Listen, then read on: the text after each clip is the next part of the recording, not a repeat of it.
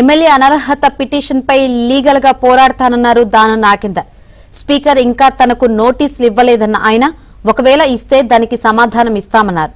నియోజకవర్గ ప్రజల ఆశీర్వాదంతోనే ఇన్నిసార్లు గెలిచానని, ప్రజాసేవ చేయాలన్నదే తన లక్ష్యమన్నారు. పోస్టులు పదవుల గురించి తాను కాంగ్రెస్లోకి పోలేదని, విస్మరించడం వల్లనే మారానన్నారు. చూద్దాం, లీగల్గా ఇంకా ఉంది కదా, సమయం టైం ఉంది కాబట్టి లీగల్గా ఎంతవరకు అయితే అంతవరకు ఫైట్ అయితే చేస్తాం. మనము లీగల్ ఫైట్ చేసిన తర్వాత లీగల్గా మేము ఎట్లా జస్టిఫై చేసుకోవాలనేది చూస్తాము. స్పీకర్ నాకేమి ఇంకా నోటీస్ ఇవ్వలేదు, మరి వాళ్ళకి ఇచ్చినట్టున్నారు, పిటిషనర్కి ఇచ్చి ఉంటాడు.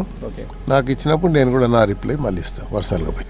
అదే చెప్పాను కదా, నేను ఇప్పుడు ఇచ్చిన దానికి నేను జస్టిఫై చేసుకోవడానికి మరి ఏమేమి ఉన్నాయి, లీగల్గా ఏమున్నాయి అన్నీ నేను దాని ప్రకారంగా 10th షెడ్యూల్లో అని మిగతా ఏవేవి ఉన్నాయో అన్నీ మన ఉన్నటువంటి దీన్ని తీసిన తర్వాత నేను మళ్ళీ చెప్తాను. అలా ఏదైనా నిర్ణయం ఉంటే నేను మాత్రం నేను నా ప్రజల మీదనే ఆధారపడి ఉన్నాను.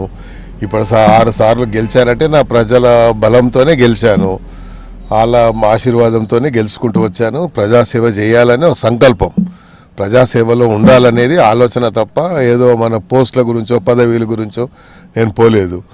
అప్పుడు కూడా మమ్మల్ని విస్మరించారు కాబట్టి మేము అప్పుడు వదలాల్సి వచ్చే పరిస్థితి వచ్చింది. ఇప్పుడు కూడా ప్రజాసేవలో ఉంటాము. ప్రజలు అలాంటి పరిస్థితి వస్తే తప్పకుండా ప్రజలకు నా మీద విశ్వాసం, నమ్మకం ఉంది. ఎప్పుడు ప్రజల సమస్యల మీదే పోరాటం కాబట్టి అలాగ నాకు ప్రజలు కూడా సహకరిస్తారనేది నా విశ్వాసం. పిలిచిన తర్వాత ఆయన నోటీస్లో ఏముంటుందో చూసి అది ఆ కంటెంట్ని బట్టి నా రిప్లై ఉంటుంది. చూద్దాం లీగల్